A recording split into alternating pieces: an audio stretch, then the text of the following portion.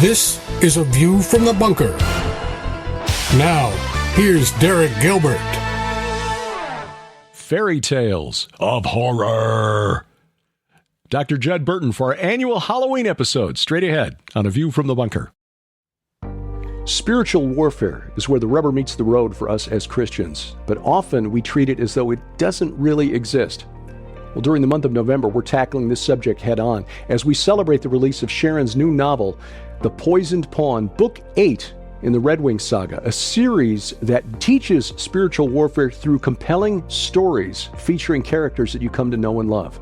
As part of this special package, we're offering the important new book by our friend Vicki Joy Anderson, They Only Come Out at Night, where she looks at the phenomenon of night terrors or sleep paralysis, examines what the medical community says about it, and then digs into the spiritual forces behind it. And the good news, that there is a way to make it stop. We're also offering our 2-disc DVD set, Unmasking the Ancient Gods, a series of presentations on spiritual warfare, everything from the UFO phenomenon to Jack the Ripper and spiritual warfare in the 19th century, which is really where the storyline of the Red Wing Saga begins. Bought separately, this package is worth $65, but it's yours for just $35 plus shipping and handling during the month of November only. Our spiritual warfare special offer, available only at our online store, gilberthouse.org/store. And as always, we thank you for your prayers and your support.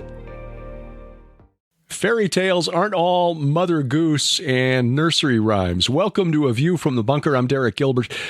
Before we get to our guest this week, as we discuss fairy tales and how it connects to the genre of horror and modern tropes of Halloween, very quickly want to remind you to take advantage of our free app. Why?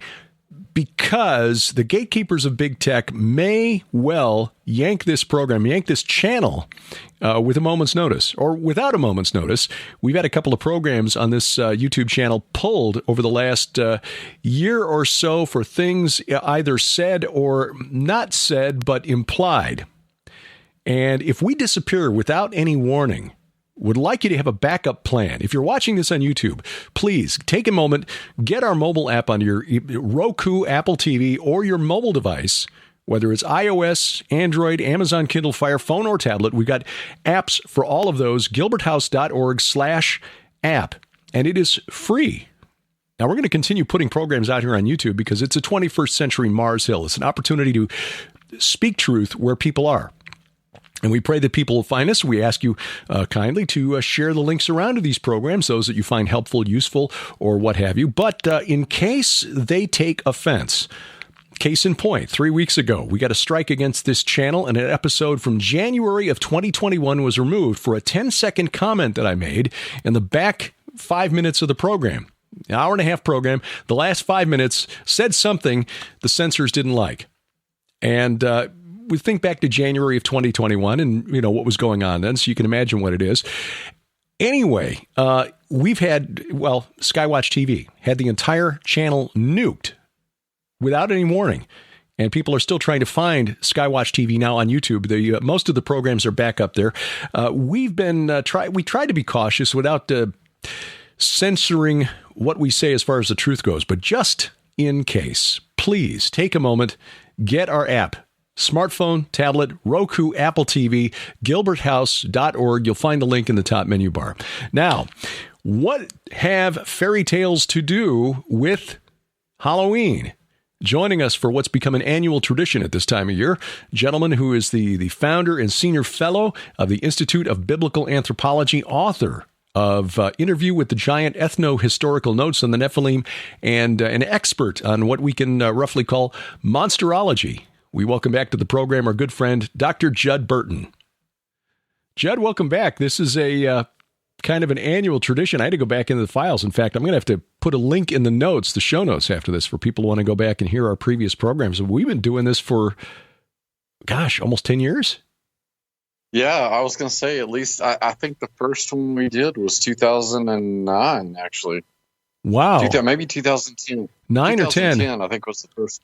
I'll find the links and I'll put those in the notes because we covered a lot of subjects over the last decade, from werewolves and witches to vampires, golems, Frankenstein, and So in trying to come up with a new subject, Sharon, who has all the good ideas that come out of our house, suggested something that might be a little, I don't know, some people may not connect it to Halloween, but I thought interesting when you look at the history of where these stories come from, and this is right in your wheelhouse. So fairy tales.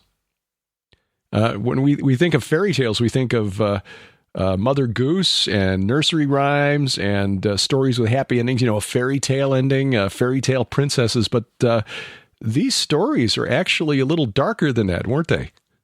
Yes, particularly when you consider the nature and the origins of the creatures that these tales take their name from. And that's probably the best place to start is the actual etymology of the word fairy and what is a fairy. We have these ideas about fairies being, what was our earlier conversation? Well, I was, you think Tinkerbell, right? I had a crush on her when I was a little kid, and we saw, Peter Pan, and it's quite a different impression that Disney has left us with than what the Celts had. Right, exactly, and that's the world over is just that sort of generalized kind of. In reality, whitewashed version of what these things actually represented and what they were. Fairy has become a kind of generalized designation for a kind of mythological or preternatural creature that we often associate with a number of European mythological traditions, the Slavs, the Germanic tradition, that of Western Europe, and of course the British Isles. They all had fairly popularized fairy traditions within their respective mythologies and folklores, and it's just speaking in terms of anthropology.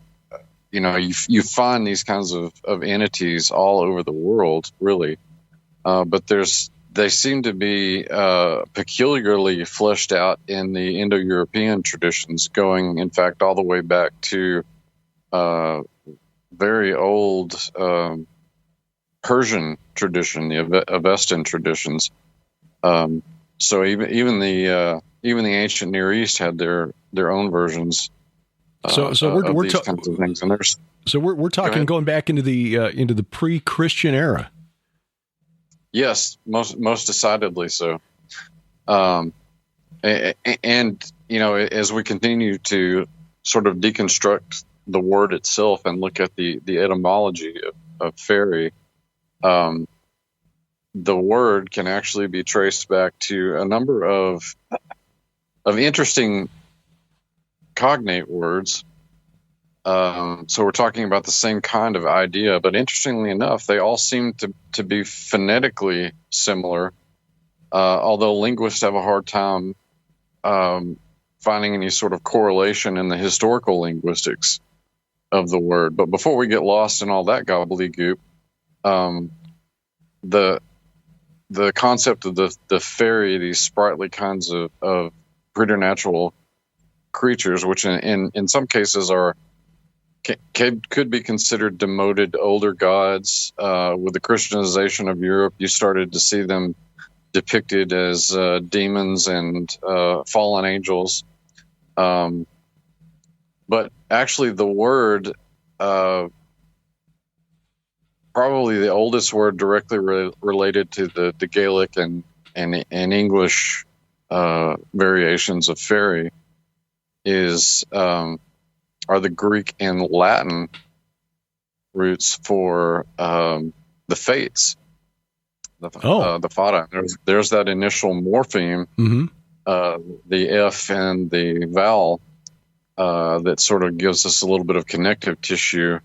But that to me was always an interesting part of the discussion of fairies, is their relation to, or at least in terms of the way that I suppose you might say the folkloric taxon the way that it ended up in those languages was always interesting to me, as it was walked down through from a concept like the Fates. Who, if listeners are familiar with the Fates from Greek mythology, they weren't the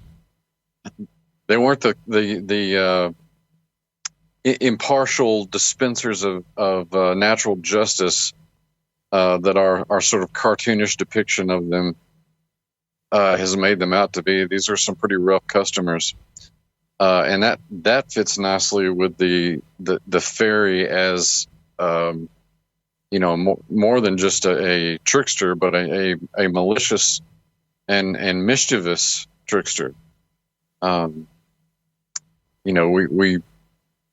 synonym for fairy is a sprite, and when we talk about sprightly behavior, if anybody uses such an anachronistic English designation anymore, that's a direct allusion to these kinds of entities, and sprightly being not only malicious, but often with the intent to sexually assault.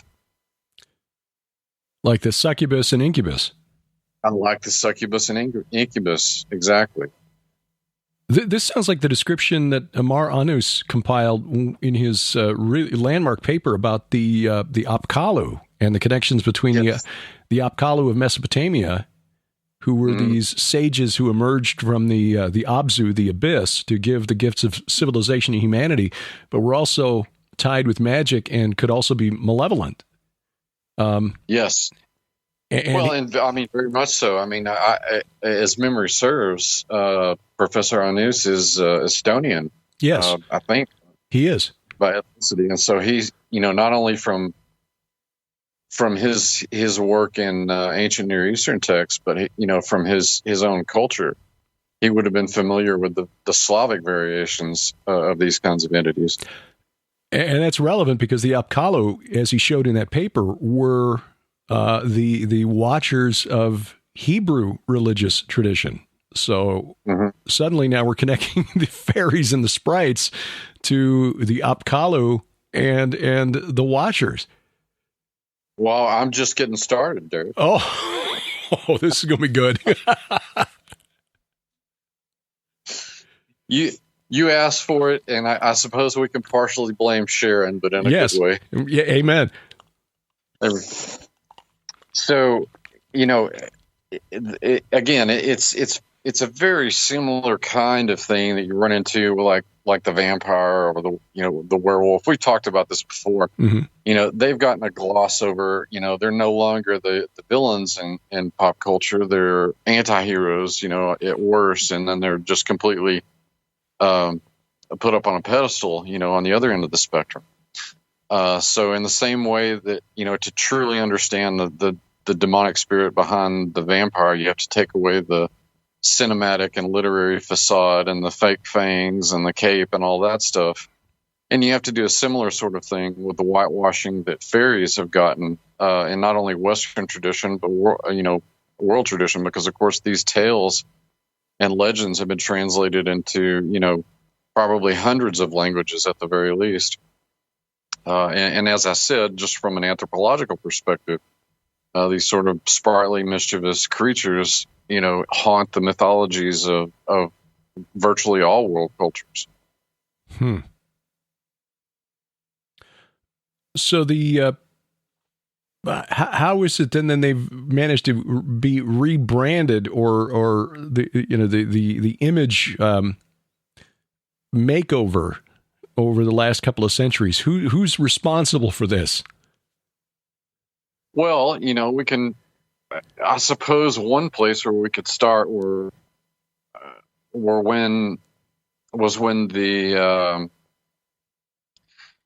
you had the Elizabethan Renaissance taking place in England, for instance, arguably the greatest writer of the Renaissance and certainly the late Renaissance period, William Shakespeare, is basically preserving a lot of this sort of English and Celtic lore. The play that pops to mind would be something like Midsummer Night's Dream, where the narrative arc is this this melodrama that's taking place in the fairy world and how it's intersecting with the affairs of humanity. And so there's a kind of literary trajectory. And in the ensuing centuries, you had writers from the British Isles, including England and Scotland and Ireland in particular. I'm thinking of William Butler Yeats and a number of his contemporaries that preserved a lot of this folklore, not only in kind of an ethnological fashion, but they preserved a lot of it, or sort of rebranded some of it in lyric poetry form. So it's, and now by the time we get to the modern age, you've got people who are popularizing in different ways, particularly when cinema in particular becomes part of this popularizing mechanism. You've got people like, notably Walt Disney, who took, a lot of Grimm's work and just churned out these adaptations based largely on the work of these two German brothers who went around and collected the residues of Germanic myth and folklore. Yeah, the Brothers Grimm, or who I was thinking of, I had not considered, and this is on me because Sharon brought up the name of Puck, who's the character in Midsummer Night's Dream, Shakespeare's play that right. You mentioned earlier, and sort of again, a trickster character in that play. But I hadn't considered Shakespeare as a conduit for rehabilitating the image of these.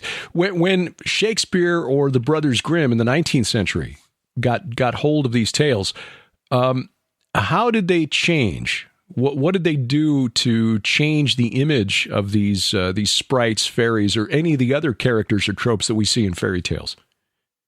Well, I mean, it was very, very typical of Renaissance era writers and later writers to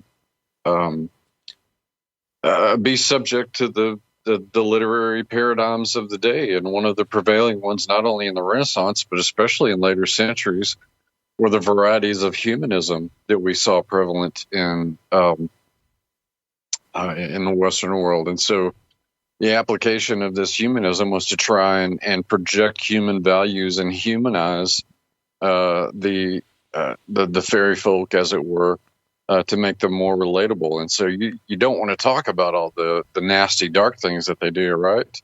In order to make them relatable, they start to get these literary and eventually cinematic makeovers.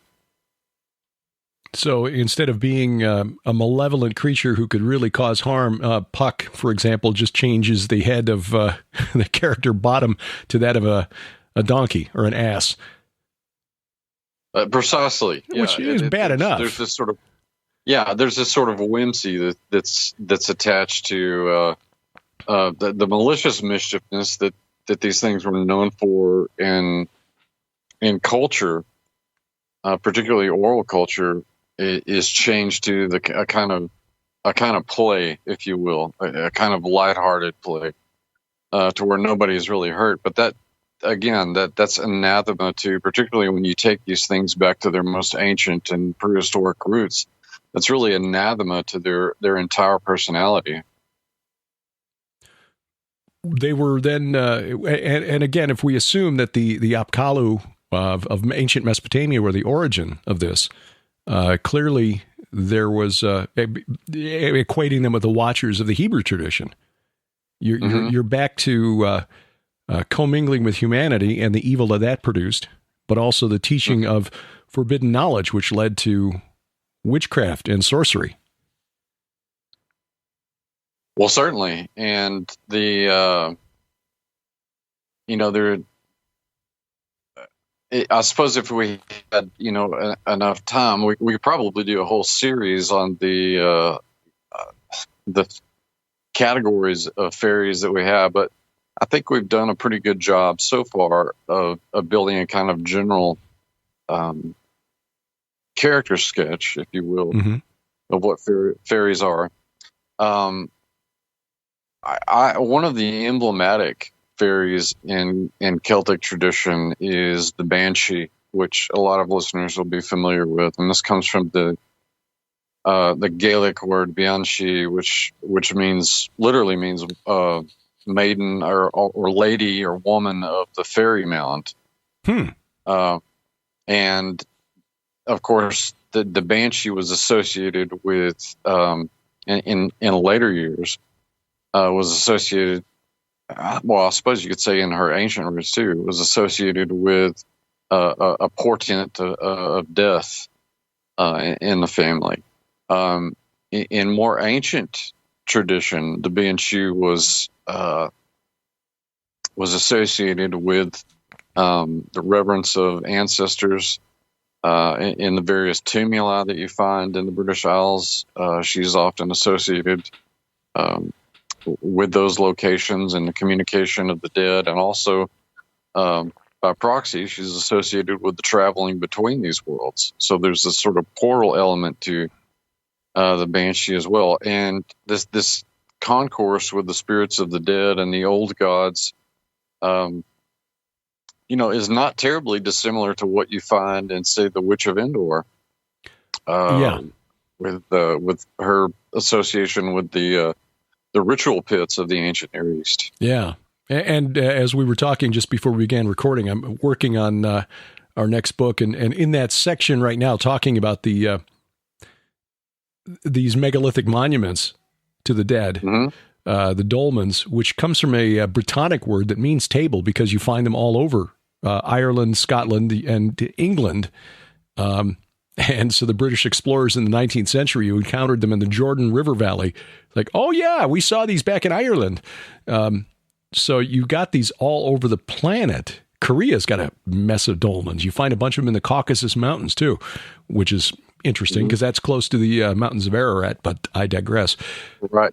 So, but I was not aware that the Banshee was connected with this because, as you say, coming back to the point, this relates very much to the practice of ancestor worship that Sharon and I have been researching, documented to the Amorites and Canaanites who surrounded ancient Israel. Yeah, precisely. When you dig through the mythological layers, what we're getting at here is essentially the same idea. It's the same activities, the same kinds of preternatural manifestations. But as I pointed out in any number of our discussions, they typically conform to, cultural details, cultural ensconcement, in other words. They take on a form that's culturally relevant to the people who are hearing the story. That's right. Exactly. Precisely. And this kind of cultural engineering, again, takes us to the summit of Mount Hermon, where all this begins. And I have discussed on linguistic bases, how this kind of cultural engineering happens. And really, I think I've just scratched the surface just in terms of the language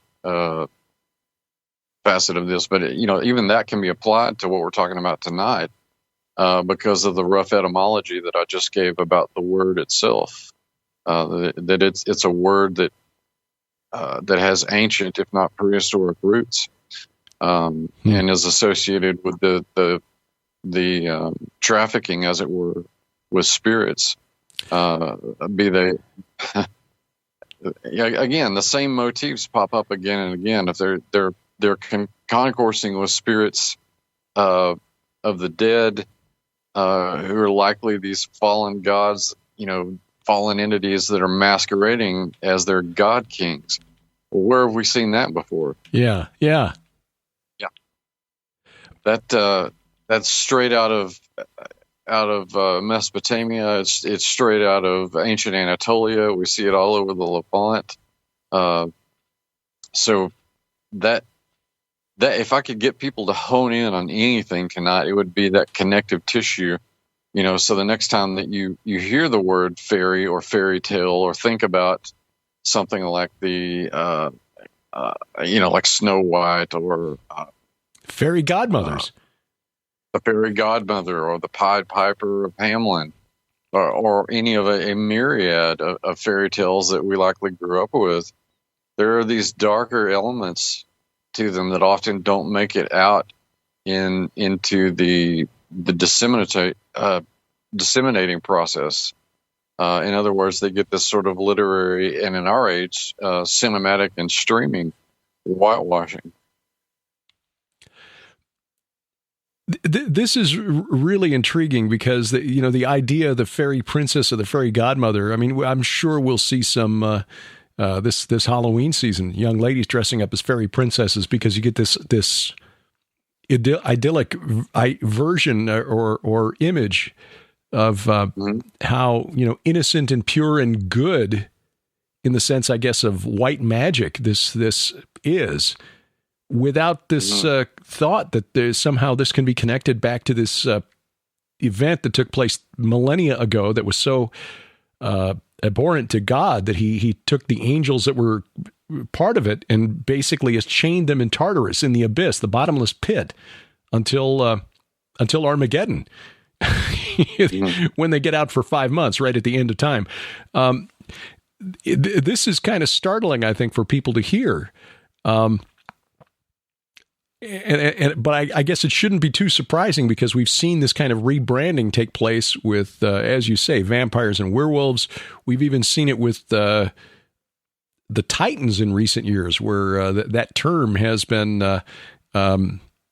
recycled in the Godzilla universe now. These monsters that are the colleagues of Godzilla are no longer monsters of unknown terrestrial origin or whatever. MUTO was the acronym. They've been rebranded as Titans in the Godzilla series, the original and rightful rulers of Earth. Like, wait, what? Yeah. That's who we're talking about here. The old gods of the Greeks, who were, according to the fake news version in Greek religion, they were sent to the netherworld by Zeus. The Hurrians had a version of that story where their old god Kronos and his colleagues, or not Kronos, but Kumarbi, were sent down by the equivalent of Zeus named Teshub and banished to the netherworld. The same story. I mean, even Enlil, who was the creator god of Mesopotamia, winds up in the netherworld as one of the judges of the netherworld when Marduk takes over. So this story, again, that's the fake news version to explain why the old gods who used to walk with humanity and show us all this really neat stuff are no longer with us. But these stories persist, even in the stories of like Snow White and the Seven Dwarves, or Cinderella and her fairy godmother. It's this is kind of startling. Yeah, well, I mean, and there are these even there have always been these sort of darker undertones. It's just it takes some digging on this side of history to pull them out, and although in recent decades there's been a lot of bad things that have come out of academia and traditions prior, we had tools presented to us by anthropologists like structuralism and mythological analysis, mythography, that have produced some really interesting results to tease out these darker undertones. I think J.P. Mallory and especially Marios Gimbutas that we were talking about earlier today before the show, Gimbutas in particular has done some really interesting work. I can't remember if she's still alive or not, but has done some really interesting work towards that, in looking at the darker undertones, using the same kind of structuralism that I mentioned a moment ago that anthropologists like Claude Lévi-Strauss use to examine mythology, which really is designed to hone in on binary opposites in these stories. So if people are interested in that, I would highly recommend a research of some of these people that I've name dropped here because they've been influential in developing a lot of my own ideas. But yeah, it's really, really, if you even see some of the Disney adaptations of these old classics, those darker elements are certainly there. with the witch, offering the poisoned apple, and the sort of implied communication, or at least the love of the dead in Sleeping Beauty, where this prince falls in love with not literally dead, but the sleeping is symbolic of a kind of death. Right. So I mean, it's all there. It's sort of like, when we talk about bad translations of the Bible into English, you have to have half a dozen Bibles and commentaries to filter through all the bad translations so that we can actually get to the nuances of what the languages are saying.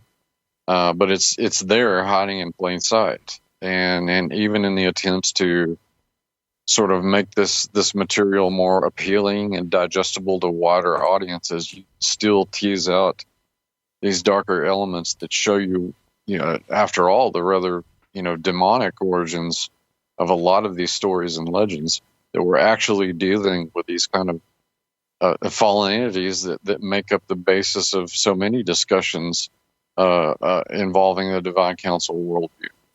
There are a lot of fairy tales that involve characters that are clearly evil, trolls and giants and witches and so forth. But you mentioned one that I want to touch on and just get your thoughts. That's the Pied Piper of Hamelin. The pied referring to his multicolored dress, but in the story, most people have heard of it. The town of Hamelin, suffering a rat infestation, hires this piper who claims that he can play music so sweet all the rats will follow him, and they promise him 1,000 guilders or something, and he leads the rats away. They drown in a river, and he comes back to get paid, and the mayor tries to welch on the deal. And so he then pipes again and leads 1,300 children out of the town, and they're never seen again. And there are various versions of the story, but apparently, Judd, this is based on something. The earliest version of this, as far as I can find, goes back to the early 14th century. So this is long before the Brothers Grimm collected their stories in the early 19th century. This is really kind of a dark story. There's no happy ending here. The kids go away and they're either in a mountain, drowned in a river, or off to Transylvania. And there's no happiness story here. And apparently some historic event that inspired the story. Yes, you mentioned that this takes us back to the 14th century, and of course that's smack dab in the outbreaks of the bubonic plague. Sure, hence the rats. Hence the rats, which carried the fleas that actually caused the disease. But this motif of actually absconding with loved ones or children after a deal, gone wrong, is again another theme that you find in various mythologies around the world. And in some cases, those things that abscond with the loved one or a child, as is often the case, a replacement or a changeling is often thought to have been put in place of them. But you're right. In a lot of ways, the Pied Piper character he represents this archetypal sprightliness that we associate with satyrs, right? He's musical. He's kind of whimsical. And what is he doing? He's stealing innocence. So again, you could even argue, if you peel back the layers of this onion, just from a mythographical standpoint, or even an anthropological standpoint, that what you're looking at here is the taking of innocence, the stealing of innocence. So again, if you've got the right tools to sort of break down the basic elements of these stories, you can begin to see that they have these darker roots. And of course, the people in Germanic and Slavic regions in Europe had a menagerie of these kinds of creatures in their mythology that took children in the middle of the night. Again, even taking this back to the ancient Near East, the Lilith would have been one of these creatures that absconded with children, not only absconded with them, but consumed them, consumed their flesh and their blood as the queen of demons. And so, like I point out, with the proper tools, you can actually deconstruct these things and find the smiling demonic face behind all of it. Lilith mentioned in the Bible in Isaiah 38, or Isaiah 34 rather, although it's not usually translated that way. That's that. In fact, that's the verse that Doug Van Dorn mentioned during our recent Iron and Myth discussion, with Isaiah 34 being translated so as to desupernaturalize it, the reference to the satyr or the goat demon, and the screech owl, which is actually the reference to Lilith in Scripture. I think I mentioned 1,300 children. I was confusing it with the date. That's the date of that stained glass window that was created on the church at Hamelin. But apparently there's a reference in a local chronicle dated to the year 1384 that says it was 130 children who apparently disappeared in the year 1284. So apparently this is there's some evidence that this historically took place. But what exactly it was, we don't know. But the way the story is told, this Mary Piper who leads away the children, it almost sounds like Pan. Yeah. Very much so. Like I say, the both the Germanic peoples and the Slavic peoples had variations of a Pan in their own mythologies. As I understand it, that church was destroyed at some point. If it's the same one that I'm thinking of, you're talking about the one that had the stained glass. Correct. Yeah, it was destroyed in 1660. But a modern reconstruction based on surviving descriptions, a modern reconstruction has been created by an historian. And the way the story goes, according to one account, is that there were 3 children who were left. One was lame, and so he couldn't walk out and follow the other children from the city. One was deaf, and so he couldn't hear the piper. And the third was blind and couldn't see where he was going. And they remained to tell the adults what had happened when they returned and found all their children missing.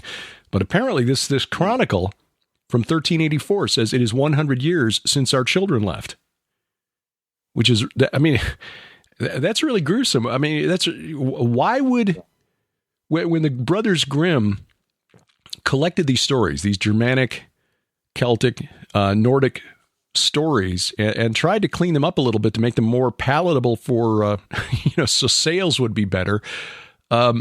This one would seem to be one that you would kind of leave out. Why was this cautionary, maybe a cautionary tale? Live up to your promises. Don't renege on your deals.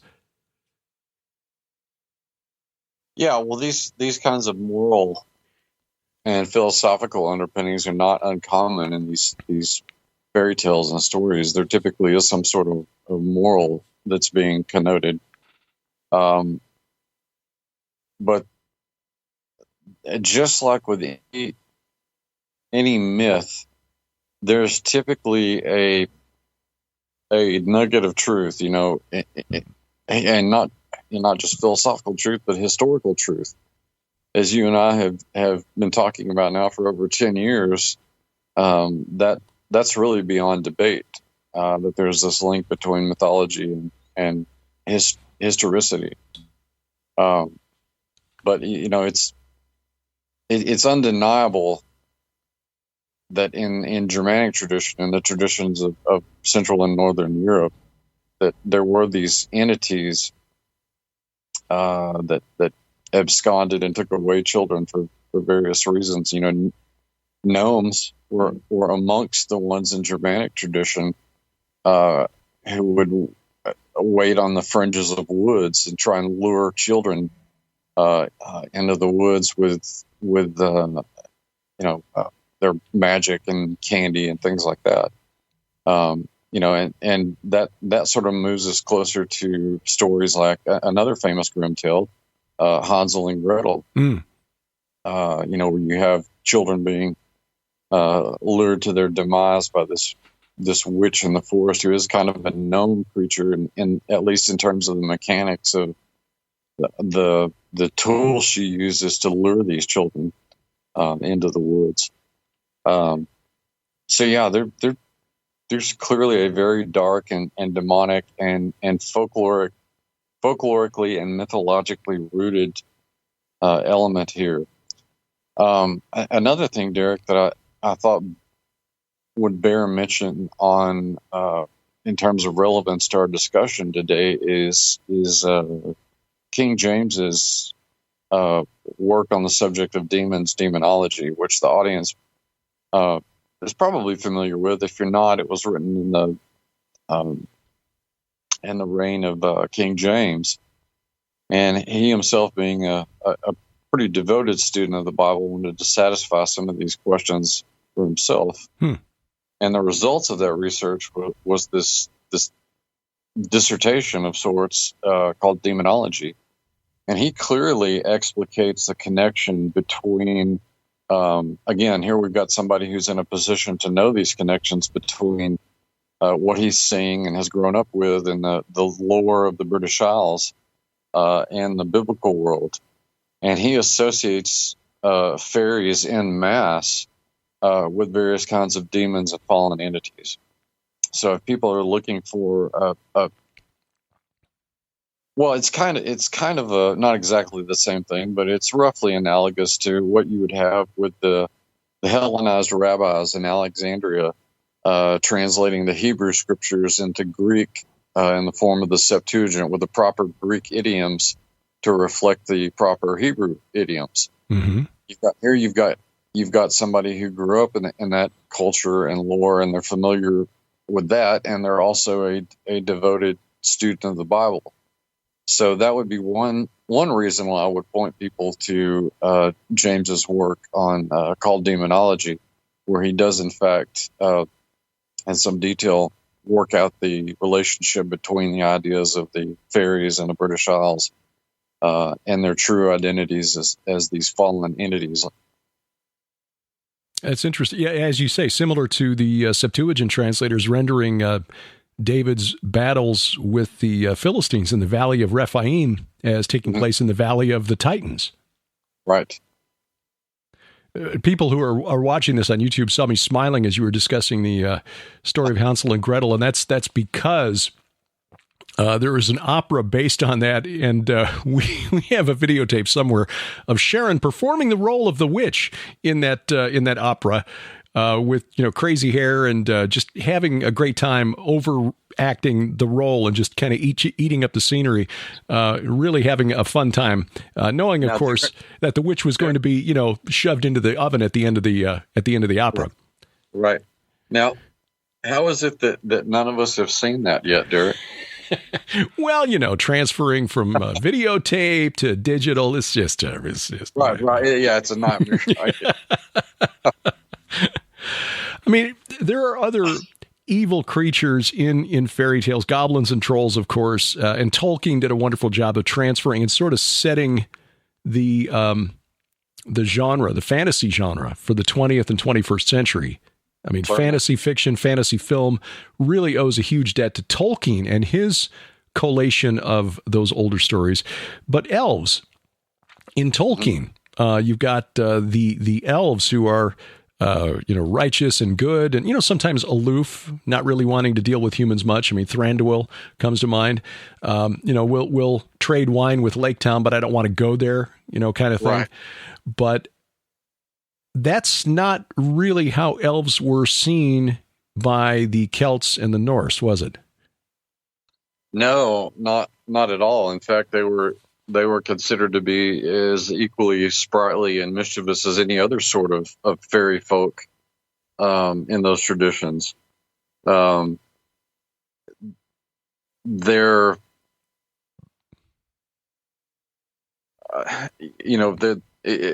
Tolkien took certain elements of elf kind and basically gave them I suppose you'd say a virtuous exterior, but he also doesn't neglect the other side of elf kind, which is the mythological folkloric kind from Germanic tradition, and that he posits that the orcs, which consequently are another of these fairy creatures from Germanic lore, he posits that the orcs are actually elves that are taken by Melkor Morgoth and twisted and malformed, so that they're originally elves, but they go through this sort of. I would say that the Nimrod transformation is probably accurately analogous here. They go through that kind of transition and become the orcs. So, although Tolkien does have races of elves that, of course, are virtuous and art-loving and all the things that we love about the Tolkien elves, he also retains the darker, more evil element of elf lore within the Germanic tradition.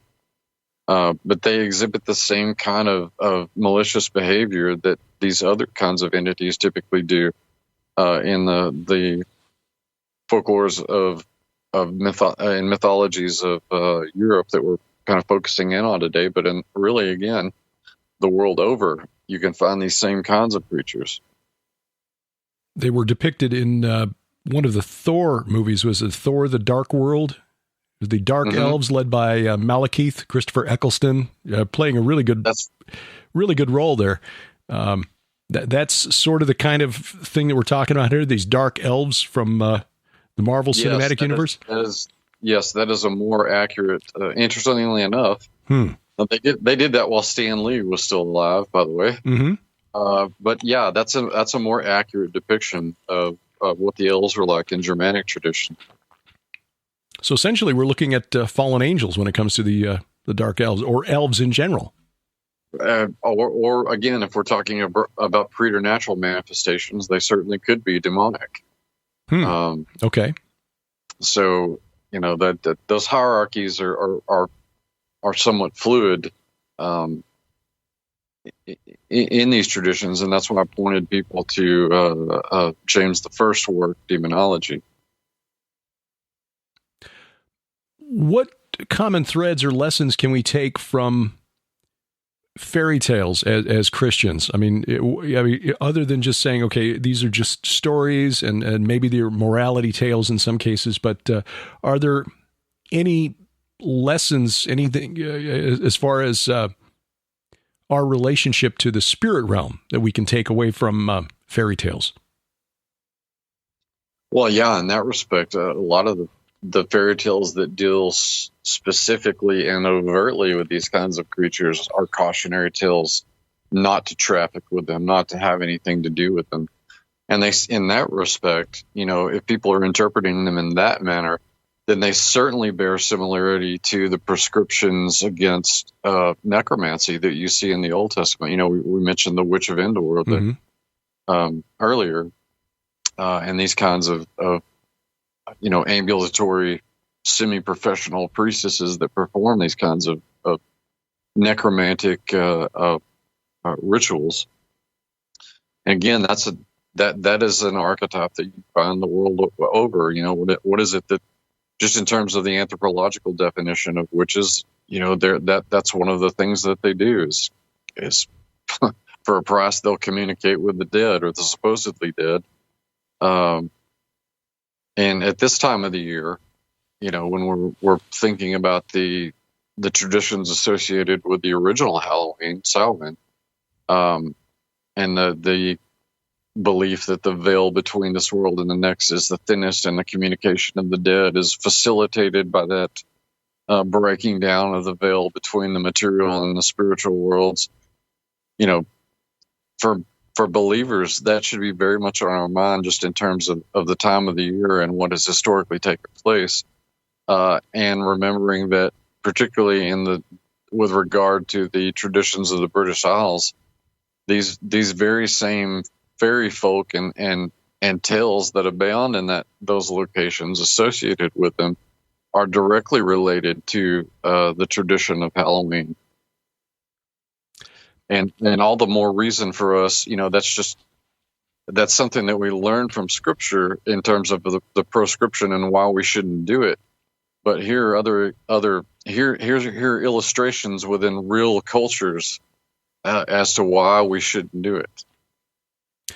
And one of the things that startled me in the research for my most recent book, Second Coming of Saturn, because Sharon and I have been digging into this for a while, the thread of the Rephaim was just so interesting. We just had to keep pulling on it. And the more we pull on it, the more we see it's interconnected to so many other things, not just in Scripture, but in, well, all of human history. I mean, your paper on the morphemes, the phonemes behind the word Rephaim and connections to the words for royalty or regal in the Eurasian languages was just at the right time. I was able to include it in the book because it all fits together. The prohibitions against consulting with mediums and necromancers in Leviticus and Deuteronomy have a list of things that are prohibited, but in each case, those prohibitions are connected to sacrificing children to Molech. Mm-hmm. This consultation of the dead to try to get information from the spirit realm is connected everywhere in Scripture with the prohibition against the sacrifice of children. And then when you take that a step further and realize that Molech was just the name that the Hebrews applied to the Canaanite creator god El, who was Enlil, and take him all the way back, he's Shemiyaza, the leader of this rebellion on Mount Hermon. It comes back to your earlier statement that all of this can be traced back to that rebellion that took place on the summit of Mount Hermon. Exactly. Yeah, and once again, what are we in the case of the prohibitions against the practice of necromancy? The token of the people that believe this, in other words, the price that they thought that they had to pay was in blood to get this information from the other world, this favor from the other world. They had to be willing to, and actually, in real time and space, sacrifice their children, or here again, just as with these fairy creatures, you see the stealing of innocence, the taking of innocence. Yep. The kidnapping of children, the killing of children, the attempted murder of children. It all circles back to not just the Old Testament in general, but that pivotal moment, a pivotal series of events that began at Mount Hermon. Well, that's a good place to wrap this episode of our annual Halloween discussions. And it's a bit surprising when you start from the image that we've been given, thanks to Disney and other depictions aimed at children of fairy godmothers and fairy princesses and so forth, of something, innocent and sweet and gentle and child safe and child friendly. And you take it back and suddenly it's like, wait a minute, child sacrifice and communing with the spirit realm in direct opposition to what God had decreed. A lot of Christian parents don't think that through. I certainly didn't when our daughter was young. So this is kind of where the theological rubber meets the road a little bit as parents, especially at this time of year where the kids want to dress up in these costumes that have these supernatural origins. And as Christians, we really have to wrestle with where we go and where we allow our children to go. And this is really a teaching opportunity, although it's one that the world is going to apply a lot of pressure to conform, because they don't want us thinking about this stuff. They want us to go along with it.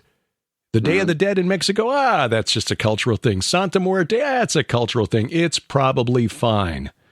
Yeah. Not according to God. Judd, I know you're still working despite having, as you continue your physical rehabilitation, physical therapy. What can people find now available for study on issues like this at the Institute of Biblical Anthropology? Well, I'm really excited. I've got an intern working with me now, and he has revamped the new website, which we're about ready to launch, and also the first series, the first program that we're offering is the the completely revamped preternatural morphology, which is going to deal with a lot of the subject matter that we covered tonight. What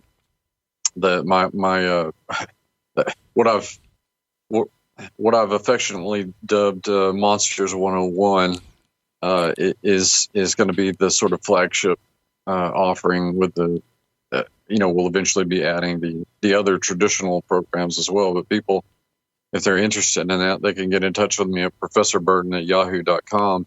And the release of the long-awaited Van Helsing Way is just around the corner. Oh, sweet. Sweet. Looking forward to that. We talked about that years ago, so I'm looking forward to reading that. Yes, sir. All right. Check the show notes for links, and we will link to both the Institute of Biblical Anthropology and Judd's personal website, burtonbeyond.com. Brother, always fun, and look forward to next month's Iron and Myth here on A View from the Bunker. Indeed. Honored. Thank you, Derek. In the show notes below, you'll find links to Judd's website, burtonbeyond.com, and also the Institute of Biblical Anthropology, TIOBA.org.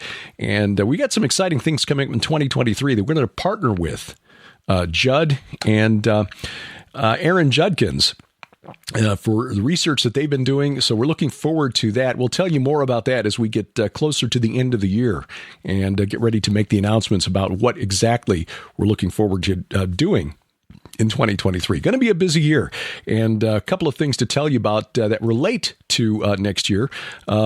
Very quickly, we just came back, as I'm recording this now, on the evening of October 21st. We came back last weekend from a really, really wonderful weekend in Jeffersonville, Indiana, that is just across the river from Louisville, the Advanced Spiritual Warfare Training Workshop from Hear the Watchman. If you weren't there, and didn't have an opportunity to take advantage of the streaming video, I encourage you to keep an eye on the Hear the Watchman website, because they're taking the video of the presentations. They're taking the videos and editing them. They had multiple cameras in use, and they are now editing, doing post-production, incorporating our slides into the presentations, and then also using notes that we prepared for those presentations to put together essentially study guide for each of the presentations.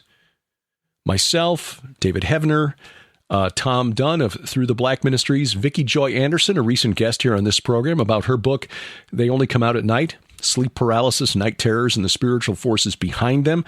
And these will be made available into essentially a multimedia study guide for you, your Bible study class, what have you, and should be available within a couple of weeks of you seeing this video. So hearthewatchmen.com. Keep an eye on that, because the focus of the weekend was unique as far as Christian conferences go. And taking that information and turning it into a study guide, so the presentations with accompanying notes as a study guide, is really a kind of a unique thing. And we're hats off, or earbuds tipped, to Mike Kerr and Jeannie Moore for thinking to put this together, and for Jim and Crystal Woodcock for doing all the work behind the scenes in preparing the video and the study notes.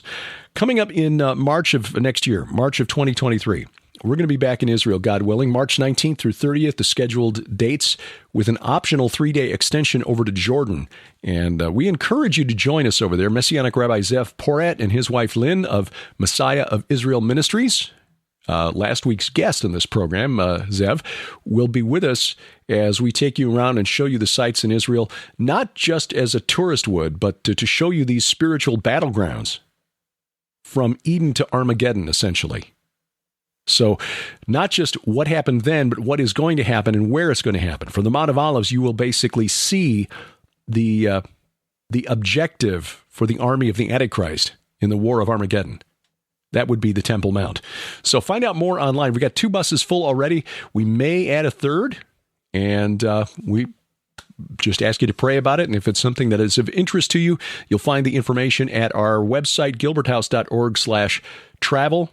Links there will take you to the Lipkin Tours website. There's an itinerary posted online, breakdown of cost, and, of course, a place to reserve your spot. But don't wait. Again, we got 2 full buses already. That's about 100 people. That's a good size.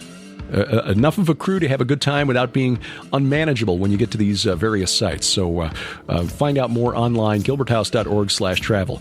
Thank you for taking time out of your schedule to listen or watch wherever you are consuming this podcast. If it's at YouTube, please subscribe. Hit the button for notifications and share it around.